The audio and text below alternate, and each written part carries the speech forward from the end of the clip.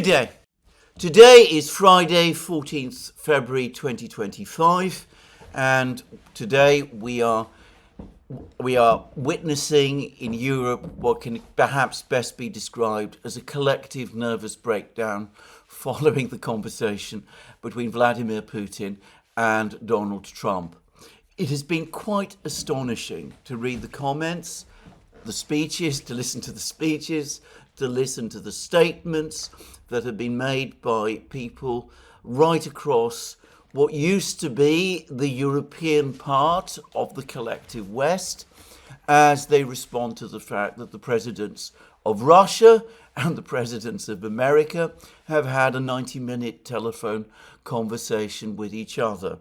So we've had all the usual invocations of the 1938 Munich Agreement that was referenced by Timothy Garton-Ash in The Guardian and the former British Defence Secretary Ben Wallace.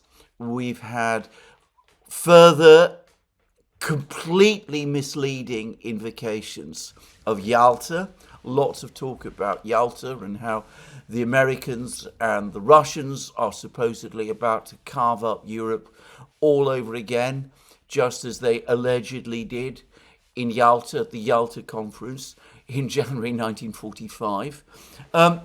Here again, I would say that I've been the beneficiary of reading an article written about a decade ago by the British historian Geoffrey Roberts about the Yalta Agreement, in which he's pointed out that this whole story that there was some kind of concrete decision during the Yalta Conference between the Russians and the Americans, between Roosevelt and Stalin, to carve up Europe into spheres of influence is simply wrong. There is no record of any such discussions or agreements being made at the conference itself. Anyway, I'm not going to dwell on the history. It's the legend of Yalta, which is yet again being resurrected, and which now, if one were to follow some of the overheated commentary, is stalking Europe again like some kind of spectre. There are comments also by some political leaders. Olaf Scholz, the Chancellor of Germany, has said that that what is being done is that Ukraine is being confronted with a dictated peace, that it's completely wrong that Ukraine should be strong-armed into a peace agreement that it doesn't agree with. The German president, Frank-Walter Steinmeier, once, by the way, not so long ago, an advocate of good relations with Russia and a supporter of Ostpolitik, as I very well remember. Anyway, he has made bitter comments about the fact that the United States, the current administration, allegedly shows no respect for rules. President Macron of France has talked about an electroshock, which supposedly Donald Trump's conversation with Putin has elicited, that this is a wake-up call for Europe.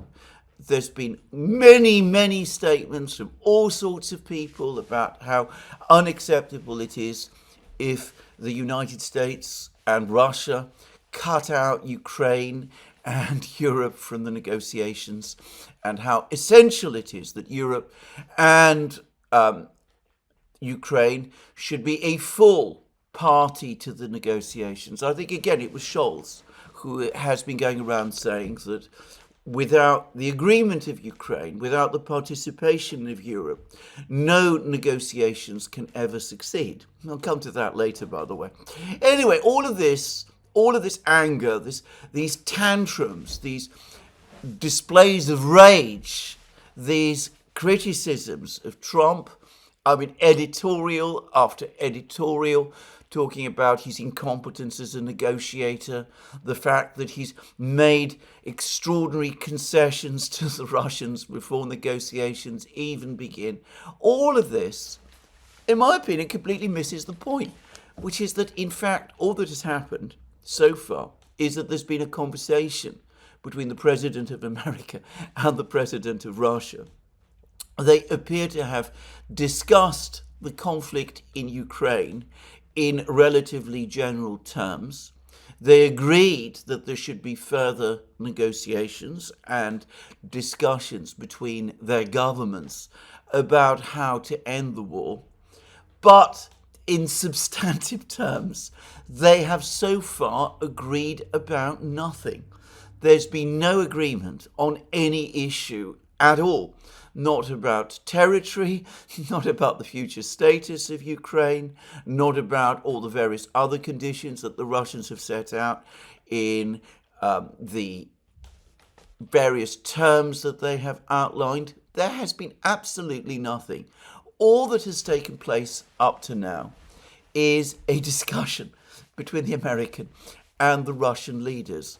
But the mere fact that there has been a discussion and that the two leaders have spoken in friendly terms, or at least polite terms, with each other, and that there is apparently some understanding on the part of each side that it would be better to negotiate an outcome to the war than to see the war go on until its now inevitable conclusion, which is a Ukrainian defeat. The mere fact that Trump and Putin are speaking is, as I said, enough to provoke across Europe a collective nervous breakdown. Now, there are some people who are saying that Trump, Hegseth, during his comments at the Ramstein meeting, the recent Ramstein meeting, have made some very significant concessions to the Russians. At least Hegseth has done.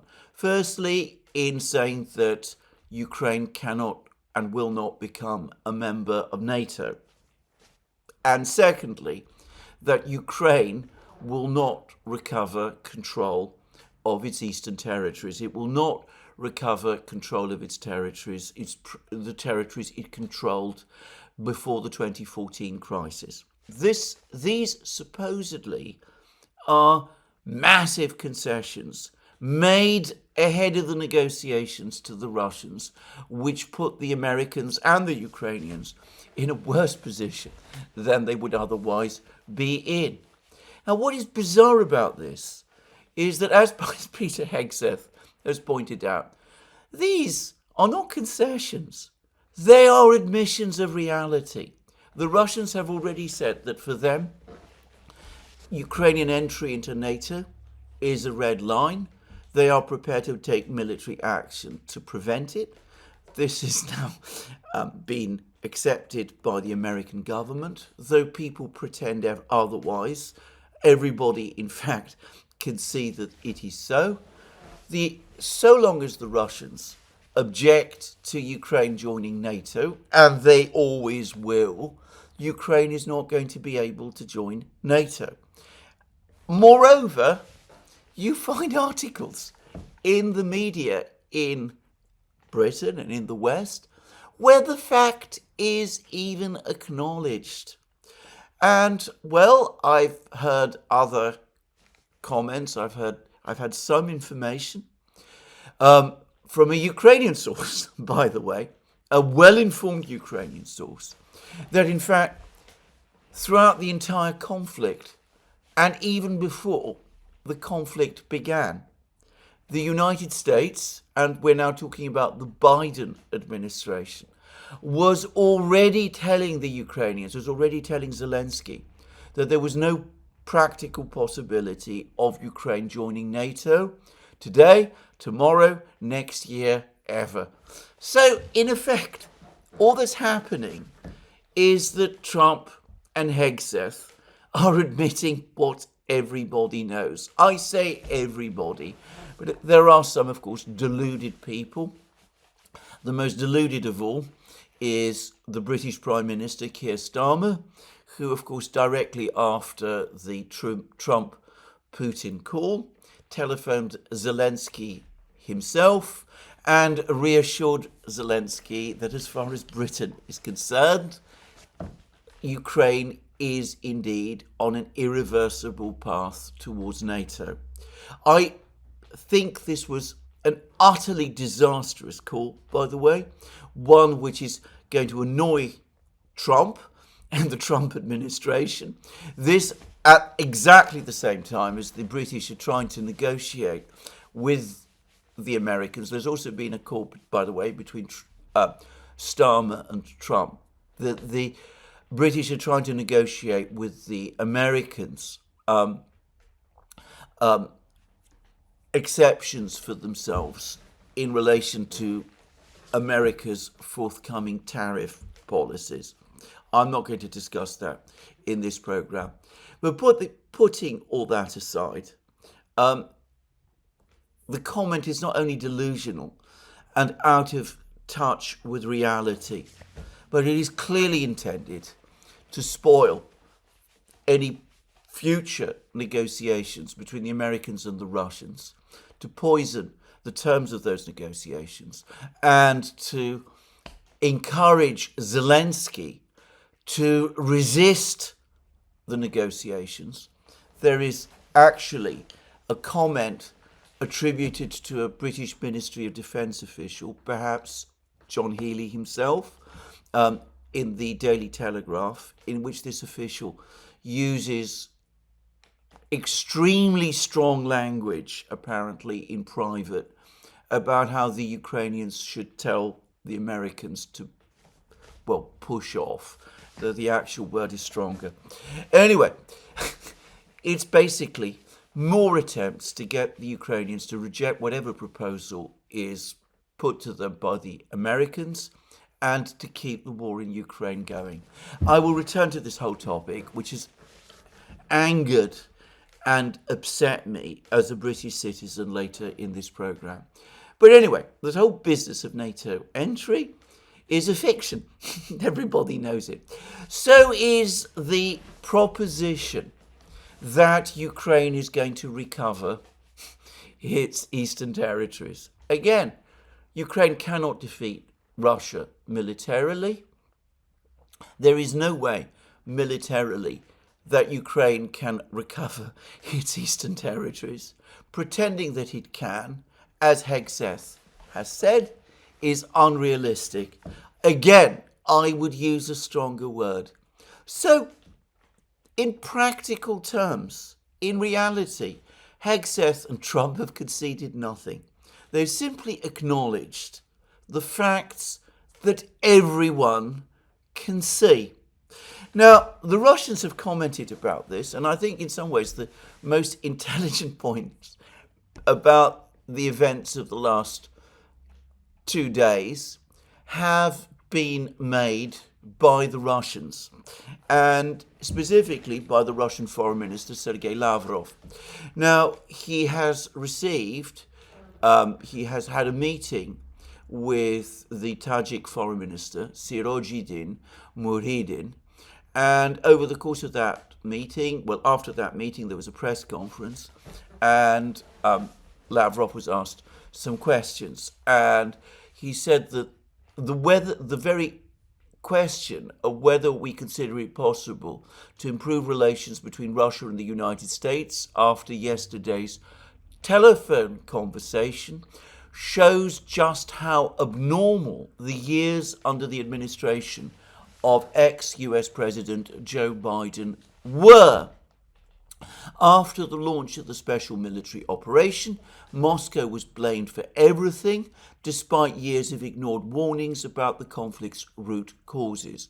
Meanwhile, numerous agreements aimed at stabilizing Ukraine after their Western-backed coup were ignored. We had no choice but to solve this problem on our own by announcing the special military operation. And Lavrov then went on to say that this whole conversation this conversation between Putin and Trump is being completely misrepresented. In the West, many people, starting with the leaders of the European Union, were stunned when a normal, elementary conversation took place between two well-mannered, polite people. People who don't put aside the many differences between them. Let me stress again, and this is what, of course, Lavrov is alluding to. There were no agreements reached between Putin and Trump over the course of that conversation. You could even argue that the conversation, in fact, highlighted the extent of their differences. About that more later. But anyway, people who don't put aside the many differences between them, but who understand perfectly well that politics is about sitting down, talking and looking for common ground. I am very sorry that the reaction of the West suggests that there are practically no such people left there. When two well-mannered people show how to do politics, I hope it will sober up a little those who have forgotten it and make them reread history books and political science textbooks. Well, Lavrov is going to be disappointed about that because judging from the hysteria at the moment in Europe, the tantrums and, as I said, the nervous breakdown that we are now witnessing, nobody is going to accept the absolute logic and obvious common sense of what he is saying. Fundamentally, what the Europeans are objecting to is not that the Russians and the Americans are talking about Ukraine, which, by the way, just to make it clear, it is their absolute right to do. It is that the Americans and the Russians are talking at all. I've discussed in many places that the Europeans have always been terrified that the Americans and the Russians might come to some kind of understanding with each other, leaving the Europeans out in the cold. And that is the actual fear that is stalking Europe at the present time. Putin and Trump can have a conversation. They can meet. It is the mere fact that the two are speaking to each other and meeting, and that they have negotiating teams to discuss and sort out their very differences, that is causing Europe to collapse into a nervous breakdown. Now, having said all of this, we're getting also all sorts of statements coming from European officials and American officials, and I think some of them have to be unpacked as people try to get on top of the seismic shock that the events of the last 2 days have presented.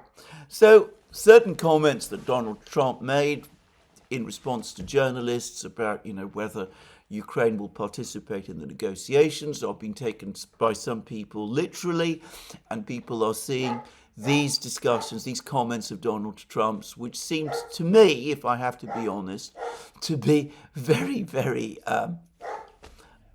casual, as an agreement by Trump to involve Ukraine in the negotiations, in the discussions with the Russians. I think that is putting far too much weight, as I said, on what were, from the look of it, to me, pretty casual words.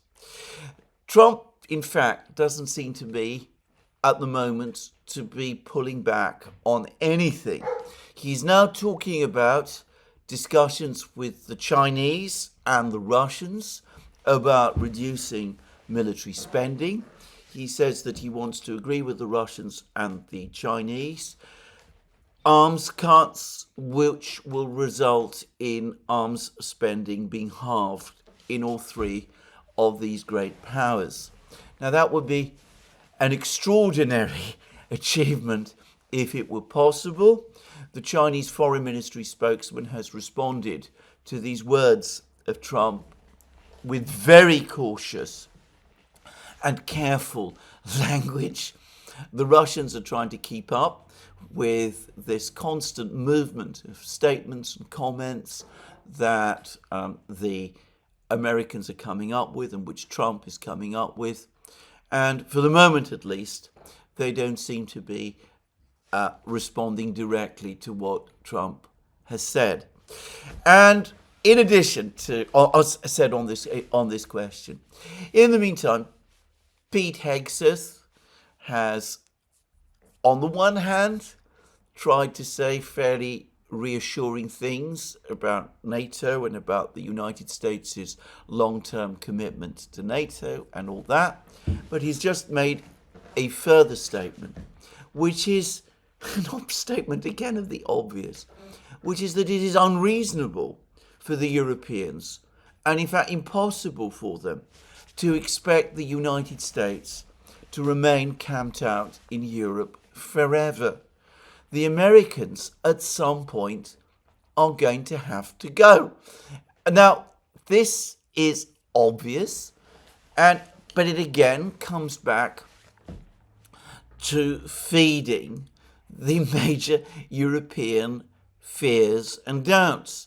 Because, of course, having the Americans in Europe has done three things. Firstly, it has enabled the Europeans to push forward with their various plans for European integration, for all that kind of thing. And they've been able to do it without having to worry about security questions, because they've been supported in all of those moves by the Americans, and they've been able to act under American cover even whilst they do it.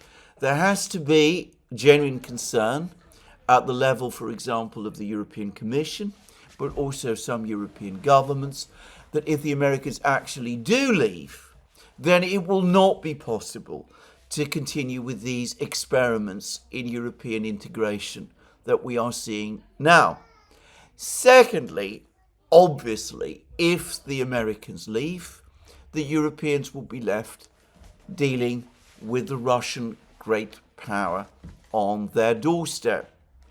Now, during the Cold War, they had the Americans present to keep that great power in the East at a distance. And then the Cold War ended, and there was some concerns that the Americans would leave then, as I remember. But the Eastern great power, the Russian great power, seemed massively weakened, and there was a period of time when the Europeans were telling themselves that it had gone forever, and that the so-called Russian problem had ended once and for all.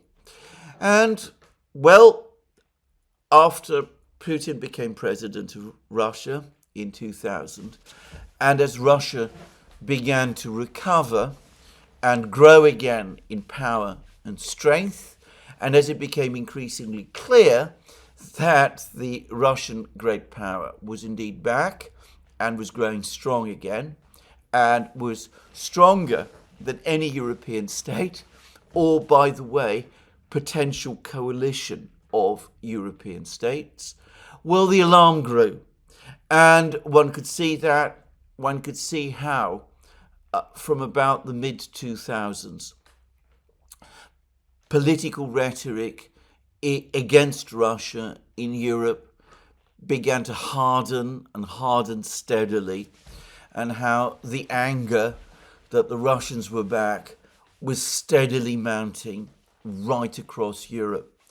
And the Europeans, still hankering for the day when this Eastern great power would finally disappear, when the Russian problem would finally vanish, they started to look to the United States to try to help them do it. And this, in my opinion, has been the single major reason for the enormous deterioration in relations, in the situation, the political and security situation in Europe over the last 2 decades.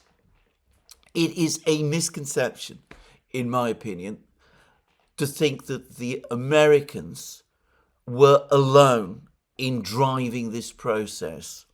Some people in the United States absolutely were. The neocons in the United States did want to confront Russia, to break Russia, perhaps to divide it up to various parts. Zbigniew Brzezinski wrote a famous book in the 1990s, the late 1990s, suggesting that. And of course, as China's power grew and as Russia and China became increasingly friendly with each other, and as that friendship evolved into the current strategic partnership, for the neocons, the objective of breaking Russia in order to weaken China began to become a paramount issue. And that, of course, also chimed with the European obsession to get rid of the Russians completely. The idea being that if you can get rid of the Russians, then you can revert to the world that existed before the 17th century, when all the European countries were able to run their affairs and they didn't need to worry about this colossal power to their east. Perhaps I should say that since the Napoleonic Wars, the Russian question has always been there in European affairs, always the sense that Russia, either actually or latently, is far more powerful than any European state or coalition of European states. And the two world wars have made this obsession and this fear greater, and it stalks Europe. The Europeans have become increasingly obsessional about this. So, of course, if the Americans go, the Europeans are going to be left dealing with this Russian great power by themselves. And over the last 2 days, we've been hearing all this brave talk from Macron, from Scholz now, from Merz to some extent, from the British too, about how the West European powers, the European powers should get together, they should look to their own defences, they should seek to build up military forces and analogous power to keep this Russian great power in check, and that they should do it without the Americans. And of course, the Americans are telling the Europeans to do the same thing. The Americans are saying, you are a rich continent.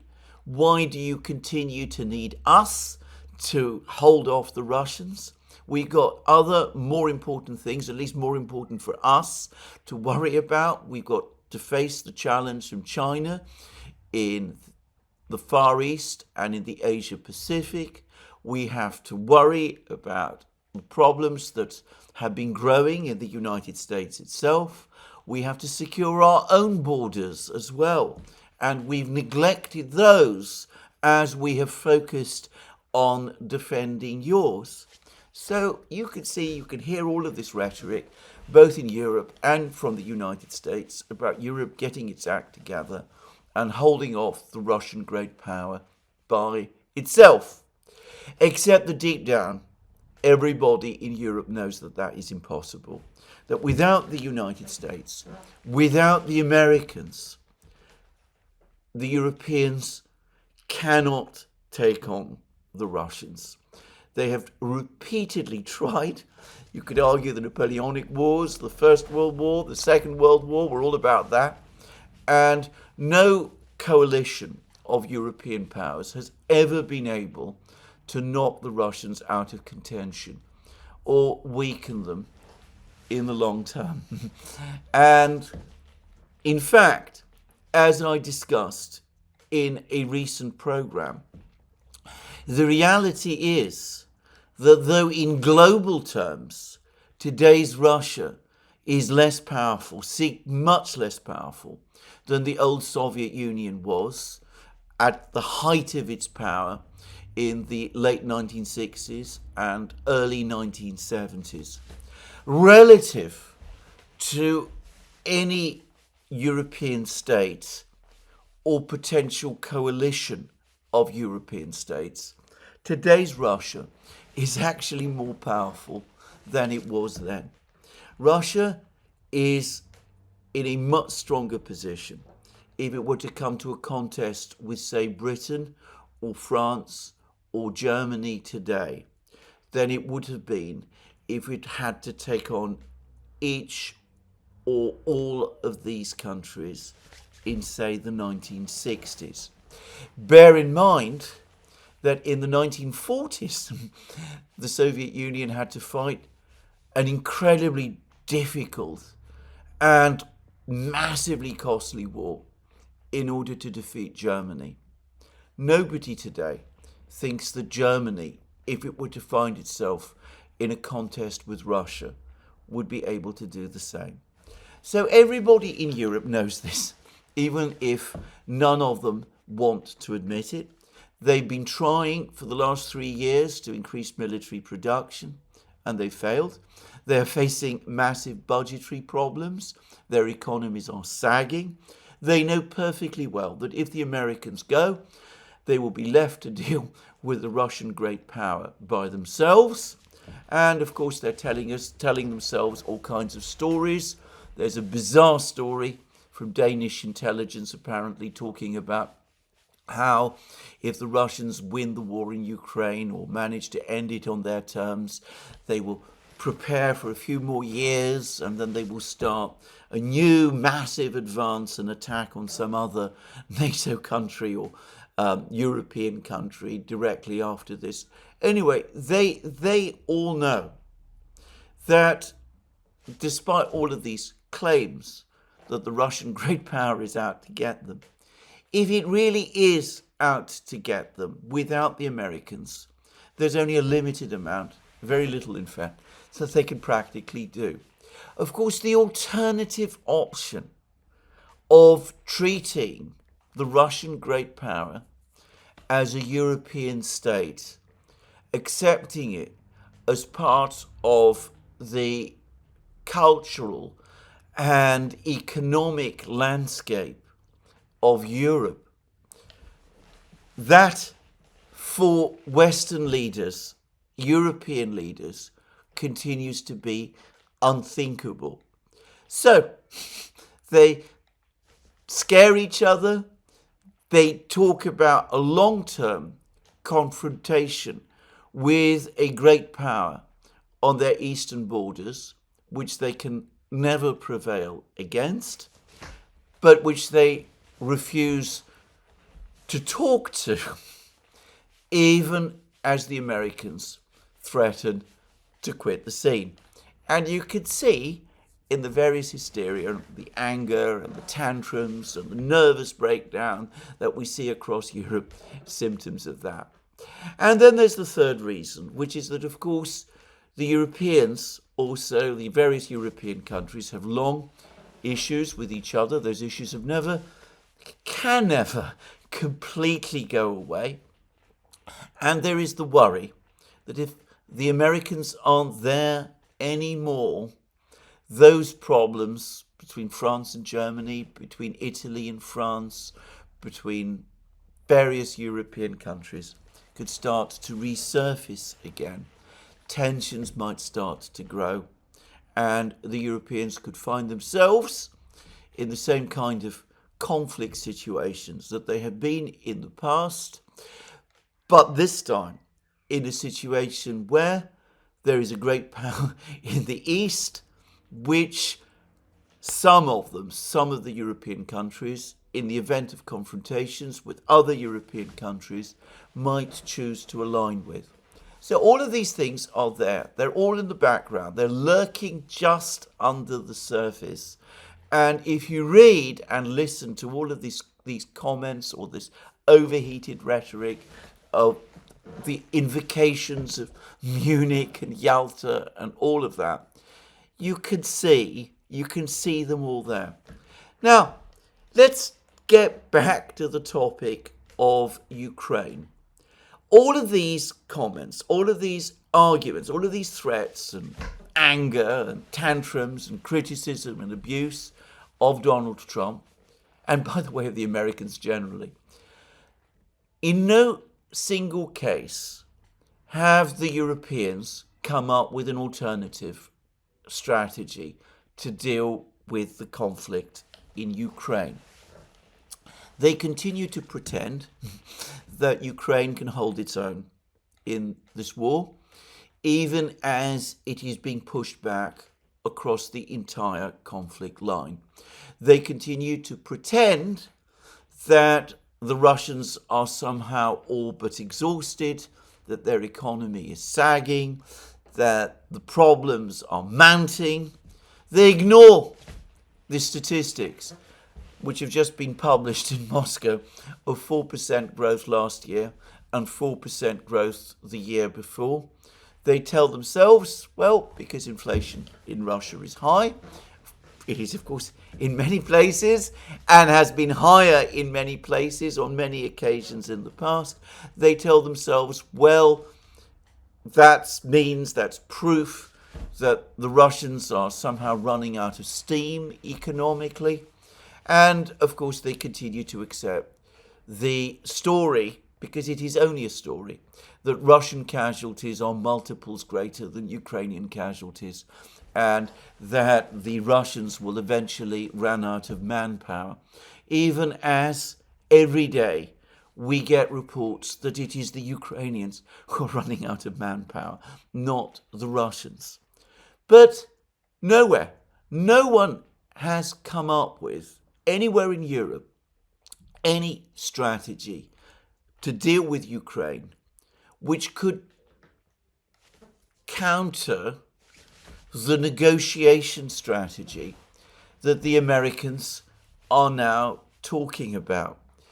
You read, for example, about betrayal of Ukraine, but what exactly are the Europeans saying should be done in place of that alleged betrayal? It always comes down to more of the same. Give Ukraine more weapons. Give Ukraine support, more economic support, more financial support. Don't worry about the fact that all of those weapons that have been sent to Ukraine previously have drained Western arsenals, but have not delivered victory on the battlefield. And instead, Ukraine, despite all of those weapons, continues to lose the war. Don't ask yourself what has happened to all that money that you have been giving to Ukraine over the last, not just 3 years, but arguably 30 years, but especially, obviously, over the last 3 years. The Americans at least want to conduct an audit and an account to find out what has happened to the money.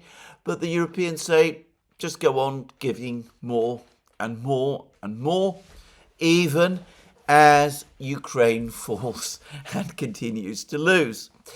And, well, as for a diplomatic strategy, don't engage with one. Don't speak to the Russians. Continue this absurd pose that somehow you're going to go on fighting indefinitely for as long as it takes. And somehow if you go on doing that, or at least if you get the Ukrainians to do that, it will all come right. I read article after article, commentary after commentary, and I have not come across a single coherent alternative to the diplomatic strategy that the Americans are at least edging towards from a single one of their critics. Lawrence Friedman, British international relations scholar. I remember him, by the way, from the time of the Cold War, when I used to be very impressed by him. He seemed to be a very level-headed person in those days. Well, not anymore, it seems. He continues to insist that the West must continue to go on supporting the Ukrainians, and rather incredibly, despite the fact that the Russians are winning the war, he insists that, on the contrary, it is the Russians who are in a weak position. And of course, it's all the same stories. The fact that they are losing lots of men, that their advances are only incremental, that their economy is overheating and could face real pressures. Supposedly, all you have to do is just stick to what you're doing, go on doing the same thing indefinitely, forever, and somehow it will all turn right. And what utterly shocks me about this utterly sterile, nihilistic approach is, firstly, its disregard for basic diplomacy. Its pretense that you can win in this kind of conflict without engaging in diplomacy, despite the mounting dangers, the incredible dangers of uncontrolled escalation which that might give rise to. But also the fact that all of this is supposed to be done on behalf of Ukraine, even as Ukraine is actually being destroyed. Perhaps hundreds of thousands of Ukrainians have been killed already over the course of this war. I'm not going to start discussing numbers because I don't know them. But the fact that Ukrainian forces on the battlefronts are now so short of men, I would have thought speaks for itself. The Ukrainian economy has been reduced to a shell. It has been completely devastated. Ukrainian cities in the east, many of them have been pulverized. Bloomberg is estimating that the costs of reconstructing Ukraine will cost around $3 trillion. And yet, despite this disaster that Ukraine has experienced, we're asked to continue with this same strategy indefinitely, and this supposedly is in the best interests and is for the benefit of Ukraine. This is nihilism. The Russians talk about the Europeans and the Western powers fighting the war to the last Ukrainian, and that is exactly what it is. Fight the war to the last Ukrainian until there are no Ukrainians left, until not a millimeter of Ukrainian territory remains Ukrainian, and say that that is all being done on Ukraine's behalf. I don't know whether to describe that approach as immoral or simply wrong. But of course it is both. And when the British Prime Minister, Keir Starmer, comes along and tells the President of Ukraine that Ukraine's path towards NATO is irreversible, put aside that this is not going to be well received in the United States, put aside that it is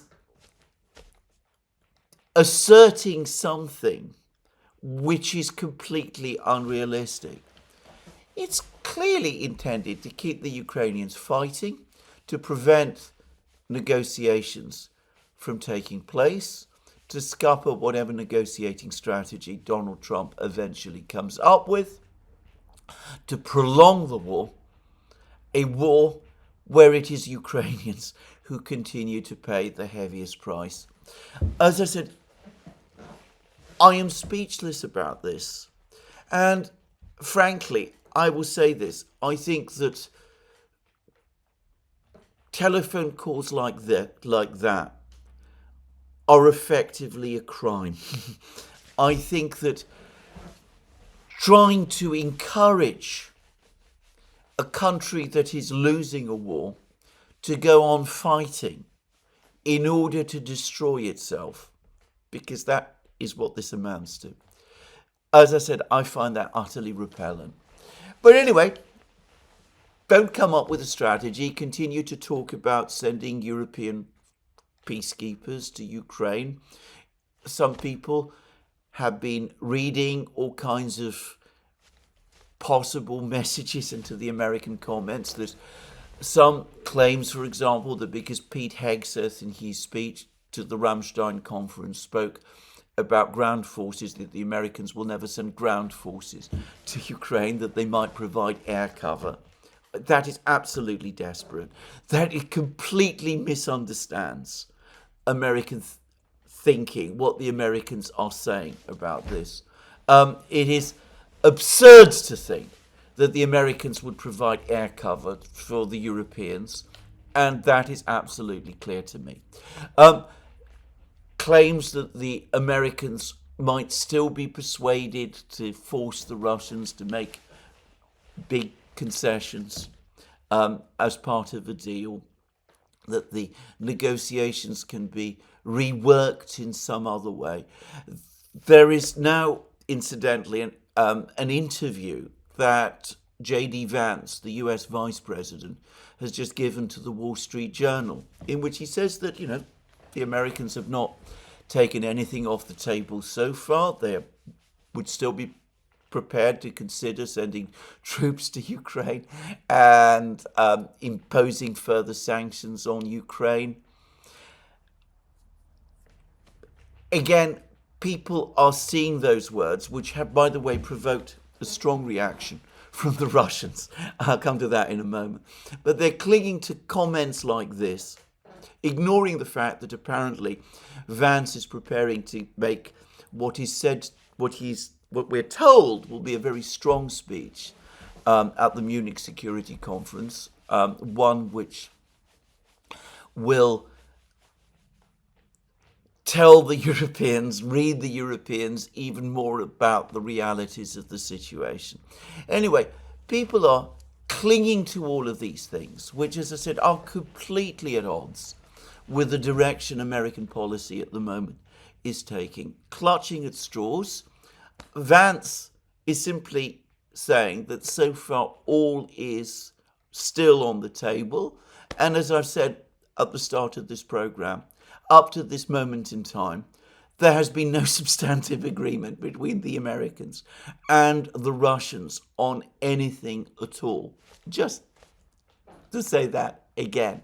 But anyway, people are clinging on to all of these things, even as one can see that they're still trying to find some way to keep this war going and are not prepared to come up with any idea or any plan about how to end the war in a way that is different from the one that the approach the Americans are taking now. Let me say again two very simple things. If the Americans do decide to cut their losses, and that is effectively what they're doing, if they do decide to end further military support for Ukraine, Ukraine cannot continue the war. Zelensky has said as much. That is the reality. The Europeans cannot fill the gap.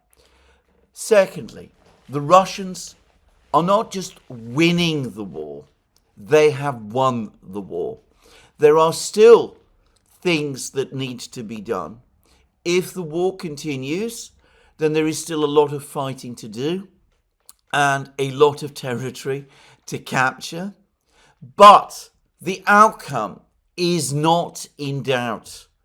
These are the realities that people across Europe continue to be in fundamental denial about, and which is leading them in these perverse directions of thinking that they still have cards to play when in reality they have none. Now, let's say a few more things about the Russians. The Russians, as I said, have reacted to J.D. Vance's comments as reported in the Wall Street Journal. And Peskov Putin's spokesman was asked about them. He said that if discussing Vance's US media interviews, these are new components of Washington's position. We have not heard such expressions before. They have not been stated previously. It's unquestionable that during the discussions we have mentioned, we expect to be provided with clarifications. In other words, the Russians don't take well to Vance's comments, but they don't take them particularly seriously either. And neither should we. And, well, as to Vance's real feelings, he has apparently refused to meet Olaf Scholz at the Munich Security Conference. The word is that he never intended to meet Scholz in the first place, because though Scholz is still nominally Chancellor of Germany, in 9 days' time, after the German elections, he's unlikely to be for much longer. The Germans, by the way, are said to be very upset about this. The reality is, of course, that the true reason Vance is not meeting Scholz is because the Americans are furious with Scholz and with the Germans. For the fact that Scholz has been talking about a dictated peace, about Ukraine having a right to resist a peace of that kind, about Steinmeier's latest comments about the Americans not playing by the rules, all of those sort of things. And by the way, just as the Americans are currently furious with the Germans, if Keir Starmer continues on his course, sooner or later, the Americans are going to be angry with the British as well. Just saying. So, let's recapitulate and go over all of this again. The Americans and the Russians are talking to each other. That is a good thing. It has been, exactly as Lavrov says, profoundly abnormal that they have not been talking with each other over the last 3 years.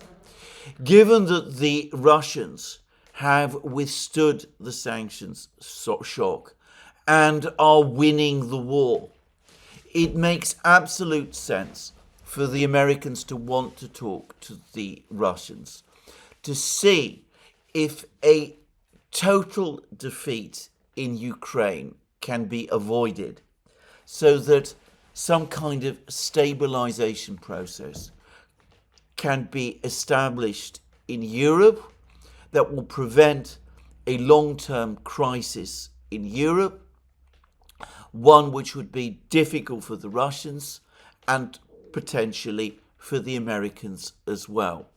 Again, as Hegseth correctly said, the American objective is to preserve some sort of Ukraine. We can't say what kind of Ukraine that is going to be, not at this time, but the American negotiating strategy, if one can dignify it with those words, I'm not sure that the Americans actually have yet worked out a negotiating strategy. They are probably, at the moment, simply looking at negotiations. They haven't probably worked out a plan, and maybe it's too early to expect them to.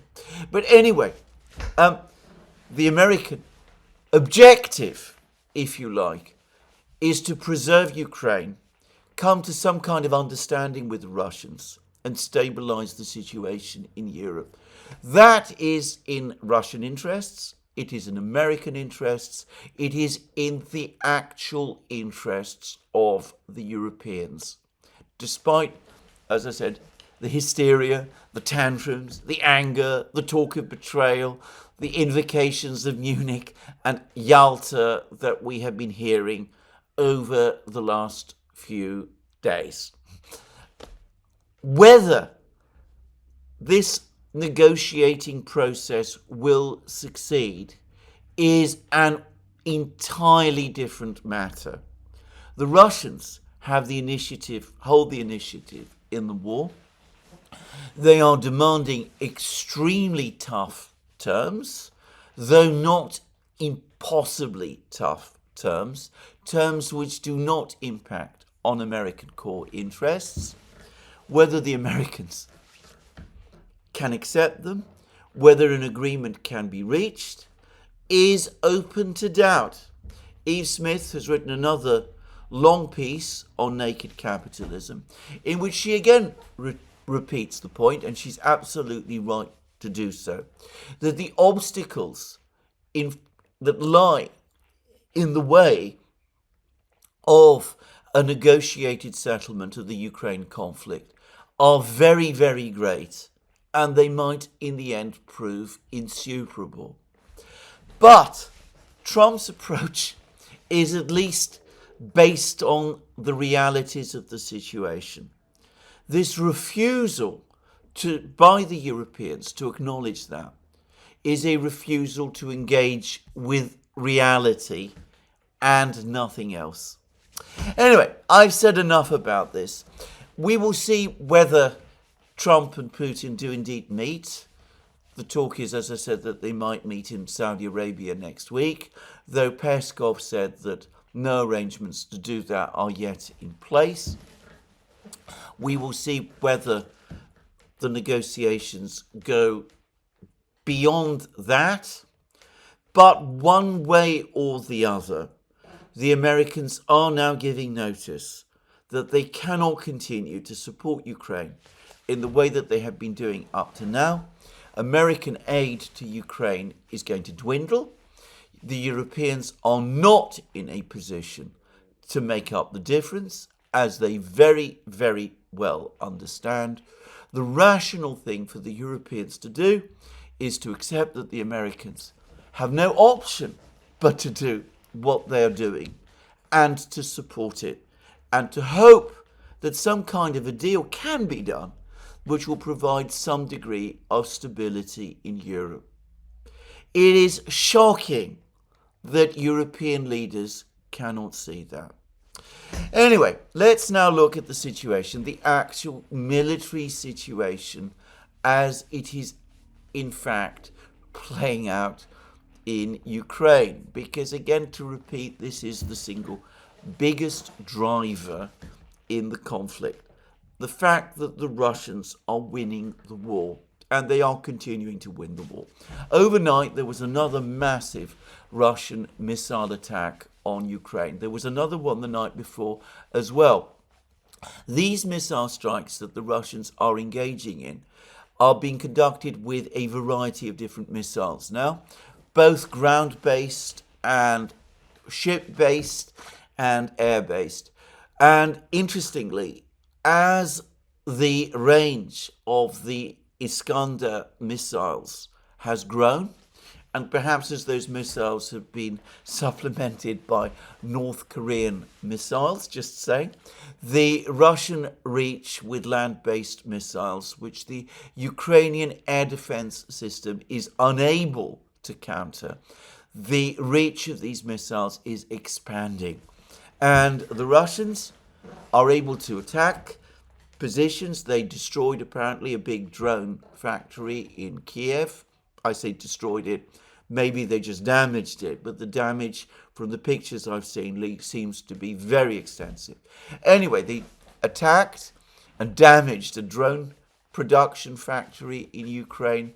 They're attacking Ukrainian military positions right across the contact line. Of course, all of these missile strikes happen alongside strikes with drones and with fab bombs. Those still are being used in great numbers. And probably the numbers of fab strikes will grow as the days become longer and as the skies clear. In winter, it's always more difficult to conduct airstrikes, especially in Europe. The Middle East, of course, is different. But anyway, I'm not going to get into all of that. So, big Russian missile strikes against energy facilities, military bases, radar facilities, all of that. And that goes on now, night after night across Ukraine. And, of course, the fighting continues across Ukraine as well. So, the most interesting development from my point of view has actually come from Kursk region. The Ukrainian counterattacks in Kursk region, as I discussed in a recent program, seem to have been completely unsuccessful. They weren't completely unsuccessful. They were disastrously unsuccessful. The Russian attack, which has been focused on the village of Sverdlikovo to the northeast of Suja, by contrast, seems to have been mostly successful. The Russians appear to control around 2/3 of Sverdlikovo. Now, this has come as a surprise. The Russians themselves are saying that they are surprised that they have been able to capture so much of Sverdlikovo so quickly. They assumed that Sverdlikovo, because of its importance, being close to the main supply road, sending supplies and reinforcements to the Ukrainian troops in Suja and elsewhere in Kursk region from the Ukrainian city of Sumy. The Russians assumed that the Ukrainians were going to defend Sverdlikovo bitterly and effectively, and that the Russians would be in for a long, arduous battle to capture that village. Instead, the Ukrainians have been driven out of most of that village, and there are expectations that the Russians will complete the capture of it within the next 2 or 3 days. Now, if that does happen, we are one step closer to the supply lines between Ukraine and the Ukrainian forces in Kursk being cut off.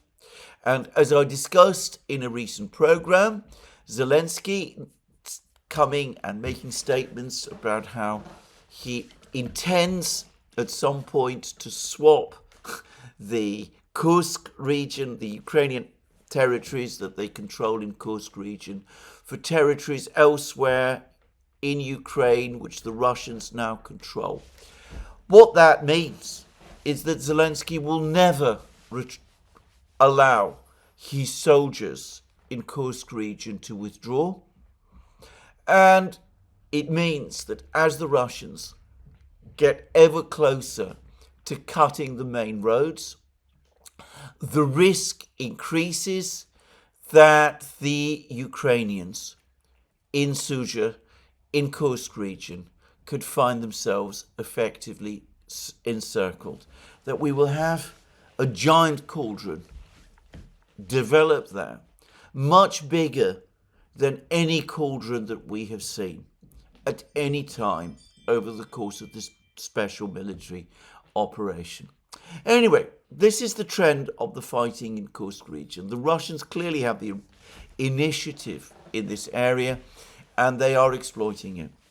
And the Russians continue to expand, apparently, their bridgeheads, west of the Oskol and Zherebets river lines. They are now within a relatively small distance of the town of Liman, east of Slavyansk.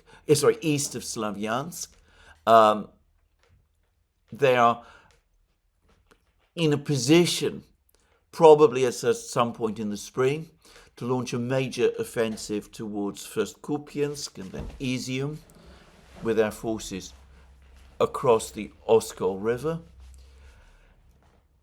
The Ukrainians have apparently sent lots of reinforcements to this area, but all of these reinforcements have failed to stem the Russian advance. Now, all of this is critical, and obviously the Russians have now gained control of Toretsk and apparently the entire Toretsk conurbation, and they're preparing to complete their advances in Chasiv Yar, and most people expect Chasiv Yar to fall under Russian control sometime in early March. But again, from a Ukrainian point of view, the most critical news, the worst news, is coming from the Pokrovsk, Selidovo, Kurakhovo, Velikaya Novosilka area, the area where the Russians have focused their main advances since the autumn of 2023, and where they have made the biggest gains. So firstly, it's now clear that the Ukrainian counterattacks in Kotlino and Udachne, that the Russian claims that those counterattacks had failed, I think it is now clear that they are true. I have seen pictures that appeared to confirm the presence of Russian troops in southeastern Kotlino, the southeastern part of this village, which is supposed to be the part of the village that the Ukrainians were supposed to have captured. I don't believe that the Ukrainians ever captured any part of Kotlino. They probably did enter Kotlino.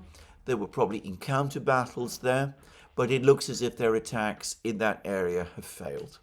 This is what Russian sources, the ones I read, Redovka, TASS, have always been saying, and it looks as if it is true. The Russians have continued their gradual advance north of Vozvyzhenka to the east of Pokrovsk. As I discussed recently, they appear to have managed to cut the main road from Pokrovsk to Konstantinovka in several places. And they have now confirmed, apparently, the capture of the village of Odyanye Drucha, which lies also close to this main road. There were reports, by the way, that there'd been an encounter battle for that village, that it had come under Russian control and that the Ukrainians had recaptured it.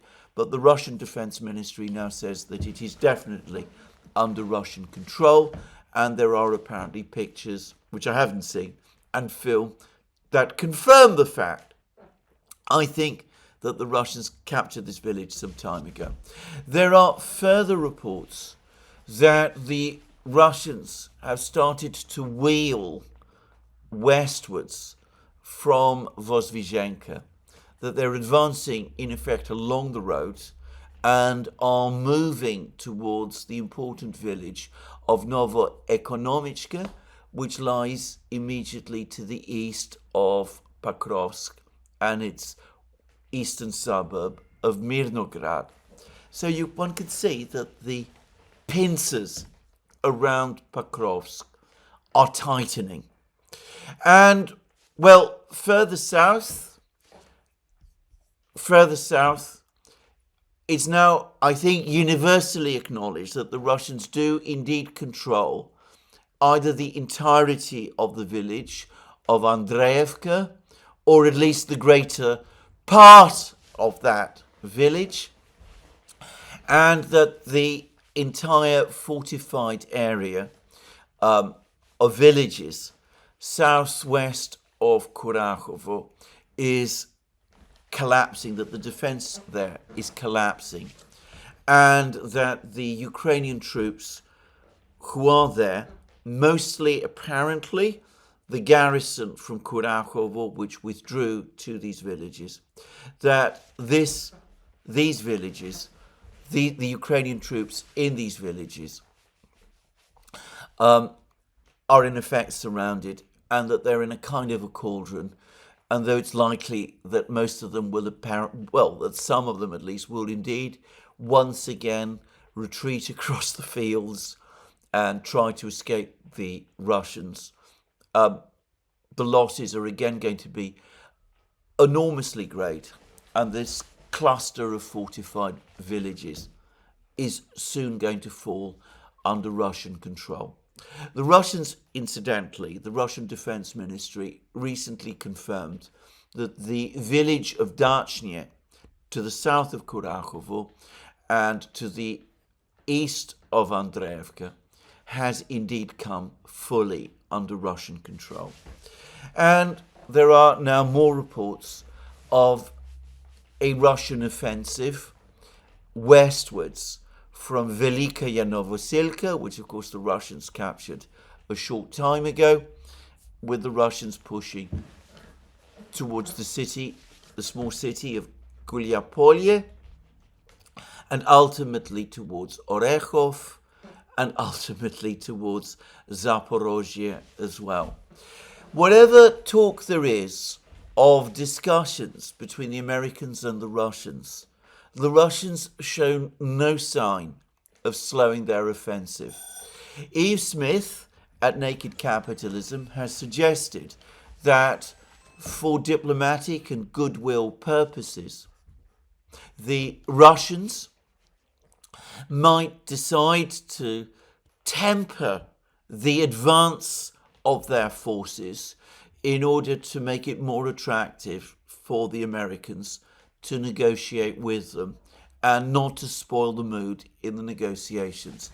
Well, that is possible, but I have seen no sign of it up to now, and it would be contrary to the approach that the Russians have taken throughout the entire period of the special military operation, especially since the collapse of the negotiations in April 2022, when the Russians thought they had an agreement in the form of the Istanbul Agreement and withdrew their forces from around Kiev, only to discover that the agreement that they thought they had did not in fact exist. So I don't think that the Russians are going to fall for that one again. I think that they're going to continue to advance all across the combat line. I think they're going to push on to try to encircle the Ukrainian troops in Kursk region. I think, as I said, they're still planning their offensive towards Slavyansk, Kramatorsk, and Konstantinovka, and Izium, and Balakleya, and Kupiansk in the north. And my own view is that they continue their plan to capture Pokrovsk, again also probably in the spring, to break Ukrainian defences east of the Dnieper River, thus the continued advances west of Selidovo, the destruction of the Ukrainian grouping in the Andreevka fortified area, these villages, and the Russian advance west of Velikaya Novosilka. I don't get the impression that the Russians are in any mood to modify or temper their offensive, and I think that Putin, who most definitely did play a considerable role in military operations in the first few weeks of the special military operation, when he was repeatedly telling the Russian army to agree to ceasefires and withdrawals and those kind of things in order to facilitate the negotiating process between Russia and Ukraine. I think that Putin is going to now continue with the policy that he basically adopted in June 2022, which is to leave it entirely to the General Staff, the General Gerasimov, the Chief of the General Staff, who's also the overall commander of Russian forces in the area of the special military operation, to continue the conduct of military operations as he sees fit. I think Putin is no longer going to involve himself in those operations anymore, and I don't think he's going to redirect his forces in one place or tell them to slow down in another place. I think he's done that in the past, and that didn't work, and he's not going to do it again. I think that is very much the Russian view, the Russian thinking. So that's one thing to say. Now, a number of people, Eve Smith is another one, and others as well, have floated the question of whether, as American assistance is gradually withdrawn, as it becomes increasingly clear that the Americans are talking to the Russians and that they're giving up on Project Ukraine, whether this will lead to a collapse in Ukrainian morale on the battlefronts. Now, here I'm going to say that this is a subject that I am not perhaps the best person to speak about. My guess is that in most wars, if an army gets the sense that the political leadership remains firm, the high command remains firm, that soldiers will continue fighting, even if the overall situation appears very bleak to them. The German army, after all, continued to fight right up to the moment when the German leader committed suicide on the 30th of April 1945. No German units surrendered at that time.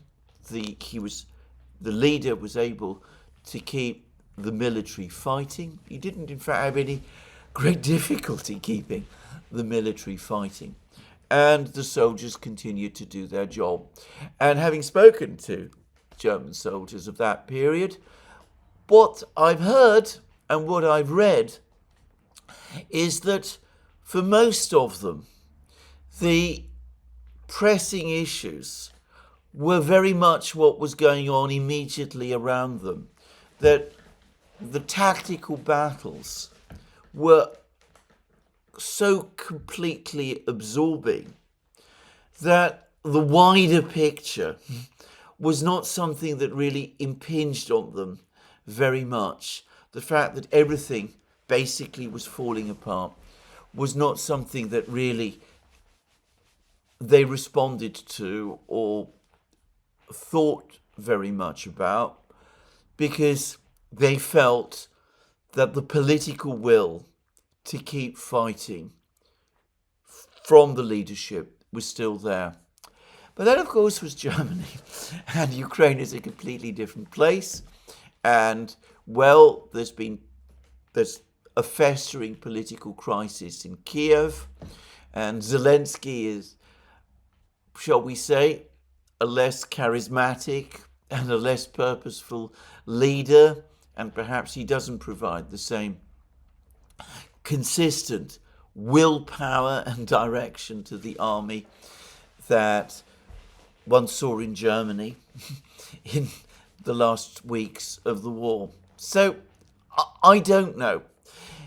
My guess is that the Ukrainian army has already been experiencing over the last year significant problems with desertion. And I think that will probably intensify. I think that there will be a fall in morale. I think that some Ukrainian soldiers will perhaps refuse to fight. And the trends that we are already seeing for ever greater demoralization are going to intensify. I think it is going to be much more difficult for Zelensky to carry out a conscription of 18 to 25-year-olds now. They will be asking, what are they being sent to fight for? He's trying to bribe them into joining the army by offering them expensive packages if they do agree to join, something which has infuriated the veteran soldiers who've been fighting for 3 years and who ask why teenagers should be rewarded for joining the army, whereas veterans who have been fighting for years are not being rewarded in the same way.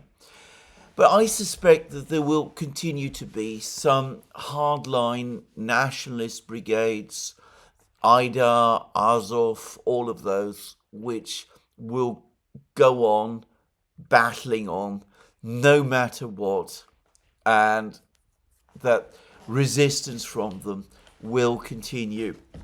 But of course, every army needs supplies, it needs reinforcements. It comes eventually to the point when it breaks, and my sense is that Ukraine is very close to that point now. Kirill Budanov, the Ukrainian intelligence chief, has said that Ukraine has about 6 months left. And, well, Sergei Narishkin, the head of the Russian intelligence service, he has said the same thing. He says that Ukraine is on the brink of a looming collapse of its statehood. He's issued a whole report. He's given a speech, and he says that after the breakup of the Soviet Union, the new Kiev authorities focused on their personal enrichment at the expense of the people and pandered to nationalist extremists instead of seizing the opportunity they got to start building their statehood diligently from scratch. And subsequently they recognized the Anglo-Americans as their masters and undertook to play the ungrateful role of a battering ram against Russia. As a result, the country has been brought to a catastrophe, and the collapse of its statehood is now inevitable. And he said this apparently over the course of a roundtable discussion whose title is From Kharkiv to Uzhgorod, History of Conflicts and Territorial Compromises. So Narishkin appears to agree with Budanov that Ukraine is not that far now from total collapse. Well, we shall see. But to repeat again, the war goes on. The Russians continue to win. There are negotiations going to happen between the Americans and the Russians. There is no guarantee that those negotiations will succeed. But their critics in Europe are living in the land of the fairies. They are completely disconnected to reality. They are furious about the fact that the Americans and the Russians are talking to each other, but they have no practical alternative to offer. One can see that from the fact that despite all their criticisms, they have come up with no constructive alternative at all. Well, some people, by contrast, are showing some signs of reality. It's gone completely unnoticed, but on the very same day that Putin spoke to Trump, he had a telephone conversation with someone else. And that conversation was with al-Jolani, the leader of Syria, who now calls himself President al-Shara. And Jolani, as I will continue to call him, telephoned Putin. And it was a very friendly call. I'll read the Kremlin readout. Vladimir Putin wished Ahmed al-Shara every success in addressing various objectives facing the country's new leadership for the benefit of the Syrian nation, with which Russia has been traditionally linked by relations of friendship and mutually beneficial cooperation. The presidents conducted a detailed exchange of opinions regarding the situation in Syria. The Russian side emphasized its principled position in support of the Syrian state's unity, sovereignty, and territorial integrity.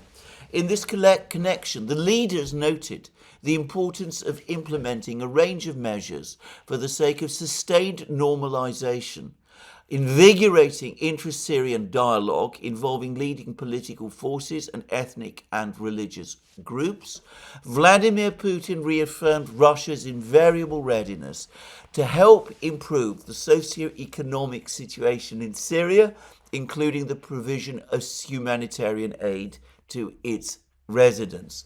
The president touched upon multiple key issues of practical collaboration in trade and economic, educational and other spheres, including in the context of recent talks in Damascus that involved a Russian interdepartmental delegation.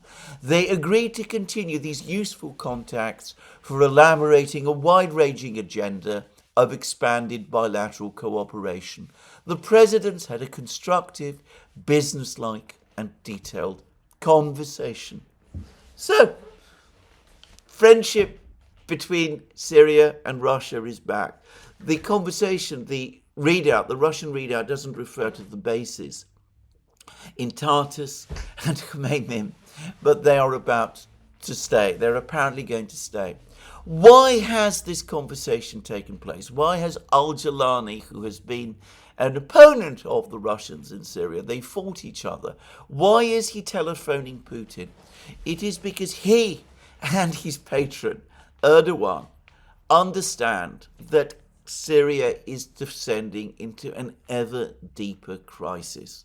And they are looking to the Russians for help to stabilize Syria. And in fact, we've had a further explanation of this conversation in the Financial Times. It turns out that as the economic situation in Syria goes from bad to worse, the country is running out of banknotes. And as a result, there isn't enough liquidity in the economic system. And the Financial Times quotes a textile manufacturer and retailer who said that the shortage of money, of banknotes, had reached the point where people have stopped putting money in the bank because they worry they can't take it out. And sure enough, the central bank, the Syrian central bank, has had to turn to whom for help? To the Russians for help. And we learned that Syria flies in fresh banknotes from Russia as cash crunch hits economy. Shortage of local notes has impeded business since overthrow of Bashar al-Assad. Syria's central bank has flown in fresh banknotes from Russia to alleviate a severe shortage of cash that has left its economy struggling to function. The central bank said on Friday that Syrian pounds had arrived from Russia to Syria via Damascus International Airport, but did not confirm the quantity of currency. The cash was badly needed after bankers and businesses said that the shortage was severely impeded business. The flight underscores an area of continuing dependence on Russia for Syria's new government. So, the Syrians, Al-Jilani, can sometimes see the reality. They have to talk to the Russians for help to stabilize Syria's economy and to keep it functioning. The Syrians have to get help from the Russians to try to bring some kind of situation, the situation in Syria itself, under control, whereas Western media outlets have recently been admitting Al-Jilani, HTS and the government in Damascus they run has only patchy control over Syria's territory.